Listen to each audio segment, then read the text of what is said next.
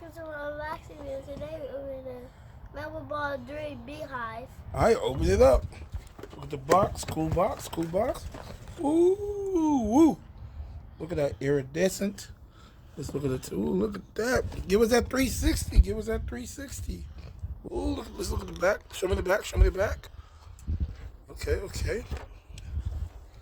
What do it say? It says one. It says Melo.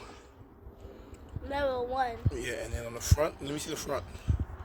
It says rare, fear, no one, one of one. Then it has not from here. Look at the details on there. Look at the front. And then you know what? Look, go back on this side. You know what this means? The DIP, Dip. That's the name of Melo's dog's name. It's Dip. I know that. It says that on all the Melos. You're right. It does say that on all the Melos. Well, the Melo Ball 3s, it says that. Yeah, but what about my toxic one? Yeah, it says Dip on there too, on the toxic. Dip. It was nice.